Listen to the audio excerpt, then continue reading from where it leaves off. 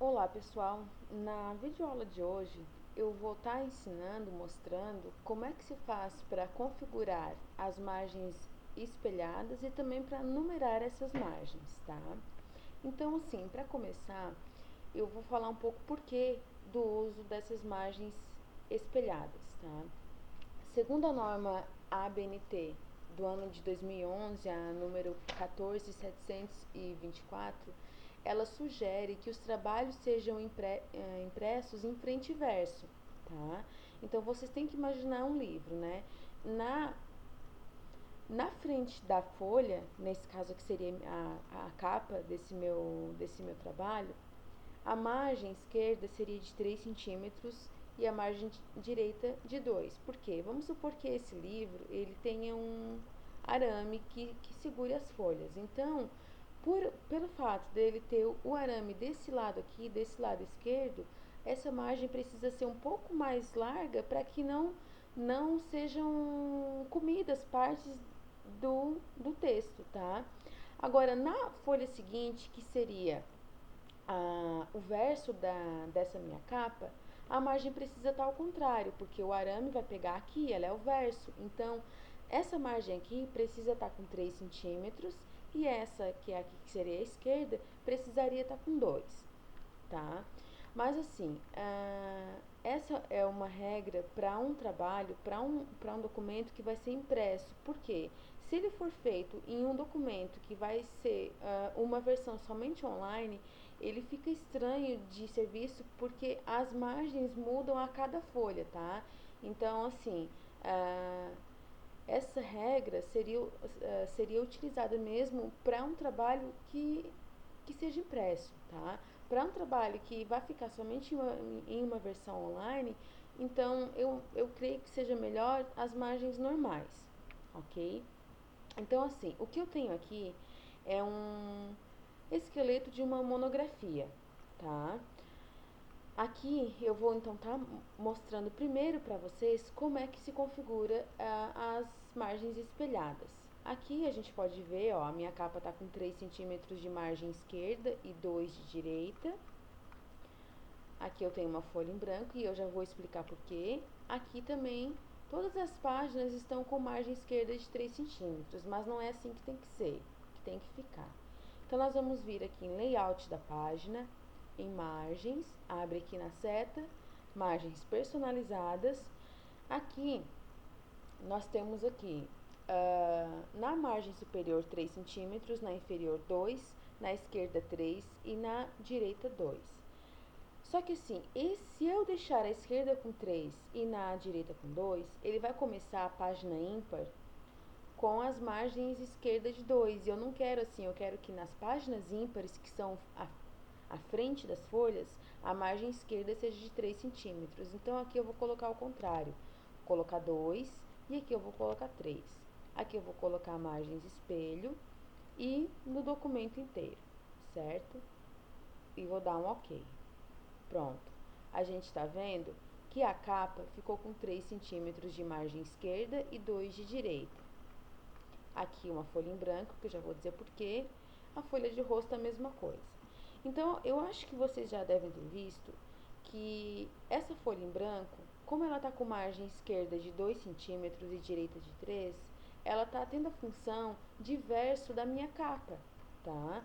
Então, eu tenho que estar inserindo essas folhas em branco para que seja o verso. Por quê? Porque todos os elementos pré-textuais, nesse caso a capa, a folha de rosto, eles têm que estar na frente das folhas, ou seja, tem que estar na folha ímpar, com margem de 3 centímetros esquerda e direita de 2. Então, o que, que vocês têm que fazer? Para cada folha aqui, tá? Para cada elemento pré-textual, vocês vão ter que estar inserindo uma folha em branco, para que ela seja o verso dessa folha, porque a gente quer que todos esses elementos fiquem na frente das folhas, no anverso, tá?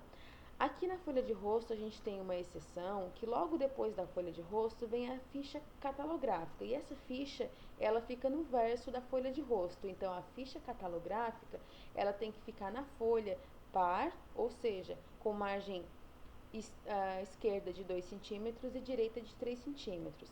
Para todos os outros elementos, tá? Como folha de aprovação, para todos os elementos pré-textuais, a gente vai ter que estar inserindo folhas em branco para que façam o papel, para que tenham a função de verso dessas folhas, tá? Para inserir essas folhas em branco, a gente vai vir aqui em inserir quebra de página. Cada vez que eu insiro uma quebra de página, o Word cria uma nova folha. E por que eu insiro quebra de página? Isso aqui é uma coisa muito legal também. Porque assim, vamos supor, tá, que a minha ficha catalográfica, não é bem o caso, mas vamos supor que seja. Vamos supor que a minha ficha catalográfica, ela ocupe uma página e meia, tá? Então, ela ocuparia toda essa página aqui, a minha ficha catalográfica, até a metade. Se eu não inserir quebra de página a cada elemento novo, a cada página nova que eu quero criar, esses títulos eles vão ir para o meio das páginas, tá? Então, antes de eu começar a escrever o meu trabalho, eu já vou aqui inserindo todos os títulos com quebras de página. Por quê? Se o conteúdo dessa minha folha vir até a metade da próxima, automaticamente esse título passa para o topo de uma outra página, tá? Então, sempre insiram quebra de página no momento de estar criando novos títulos, novos elementos textuais. Como títulos, aqui nesse caso, todos os elementos pré-textuais, nós vamos estar inserindo uma quebra de página para que eles sejam inseridos, tá? Agora, quando nós formos fazer uma sessão uma sessão secundária, eu vou mostrar aqui para vocês. Aí não, a gente continua na mesma página, tá? Vou mostrar aqui. Ó. Aqui nós temos a introdução. No momento que eu estou escrevendo o meu trabalho, que eu estou montando a estrutura dele, depois que eu insiro o título Introdução, eu dou uma quebra de página e vou inserir o título 2, que são os meus objetivos. Aqui também é um título de sessão primária. Então, por quê? Porque quando eu for escrever a minha introdução, esse texto aqui pode também terminar na metade de uma página, o que faria com que esse título aqui ficasse mais abaixo. Mas como eu estou inserindo quebra de página, isso não vai acontecer, tá? O texto vai terminar na metade da página e esse título vai ser jogado sempre para o começo das outras páginas, tá? Então, tá. As margens estão todas configuradas. Aqui nós já deixamos todas as páginas dos elementos pré-textuais, né? Todos os anversos, as frentes dessas páginas com 3 centímetros. Aqui seria o verso do meu sumário, a parte de trás da folha do meu sumário, está correta, com 2 centímetros na esquerda e 3 na direita. E aqui está a minha introdução, tá? Esse tipo de título aqui, somente com um número, eles são títulos de sessão primária. Todos os títulos de sessão primária também tem que estar na frente da folha, no anverso da folha, tá? Esse título aqui já não. Esse é de sessão secundária e ele pode estar no verso, na parte de trás das folhas, tá? Então, tá. Caso a gente queira que um título fique, se fosse o caso, né? Aqui eu já criei uma página com 2 centímetros, né? Eu inseri uma quebra de página e foi criada essa página. Para quê? Para que esse título primário, né, ficasse em uma página ímpar e com margem esquerda de 3 centímetros e margem direita de 2 centímetros. Ou seja, todos os elementos pré-textuais, capa, folha de rosto, lista de símbolos, de gráficos, sumário, tem que iniciar em folhas ímpares, com margem de 3 centímetros na esquerda e 2 na direita. E aqui dentro do nosso trabalho, dos elementos textuais, todos os títulos de seção primária, eles têm que estar presentes em páginas ímpares, nesse caso aqui vocês estão vendo está na página 29, e também com margem esquerda de 3 centímetros e direita de 2 centímetros. A mesma coisa segue para os elementos pós-textuais, tá? Que são os anexos, os apêndices e tudo mais. Então, eles também têm que iniciar em páginas ímpares com margens de 3 centímetros para a esquerda e 2 para a direita. Ok. Então, feito isso, vocês já têm o trabalho pronto, né? Vão arrumar essas páginas e tudo mais. O que que a gente tem que fazer? A gente tem que numerar. Aqui eu numerei, mas eu vou tirar pra gente ver como é que faz depois. Ok. Para numeração de páginas, a gente vai fazer o seguinte. Eu vou clicar aqui na minha introdução, por quê? Porque todos os elementos pré-textuais fazem parte de uma seção, eles não são numerados. E todos os elementos textuais em diante, inclusive os pós-textuais, como os anexos, têm páginas numeradas. Então, o que a gente vai fazer? A gente vai criar duas seções para que a gente possa numerar uma parte do trabalho e a outra não. O que eu vou fazer? Eu vou clicar aqui no início da introdução, antes do número 1, vou vir em layout da página, quebra, próxima página.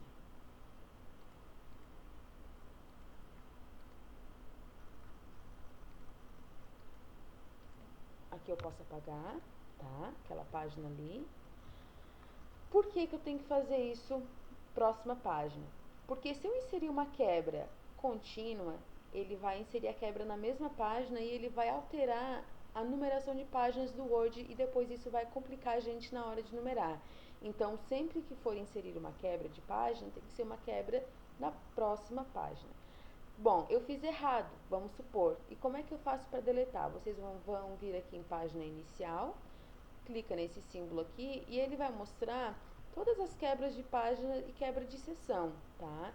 Vamos supor que ao invés de quebra de seção de próxima página, eu tivesse dado por engano uma quebra de seção contínua, era só vir aqui, clicar aqui e dar um delete. Ele ia deletar essa quebra de seção.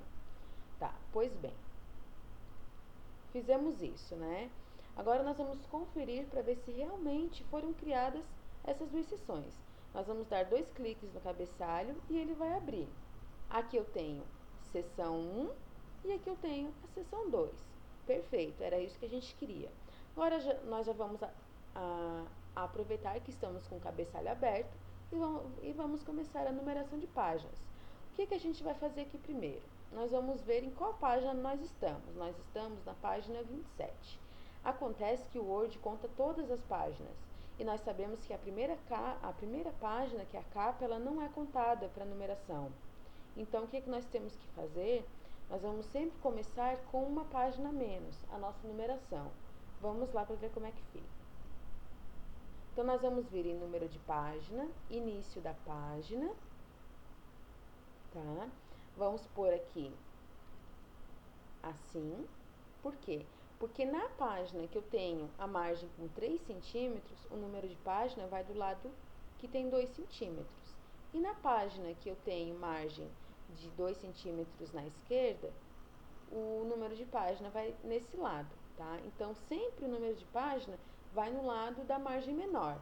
E como é que a gente faz para o Word saber que ele tem que fazer isso? Aqui, ó, a gente vai clicar nessa opção, ou seja, diferentes numeração em uma posição diferente em páginas pares e ímpares. Eu clicando aqui nessa opção, ele vai me deixar eu formatar as páginas, a posição dos números de páginas pares e ímpares de maneira diferente. Ok, então número de página, início da página, aqui no lado esquerdo.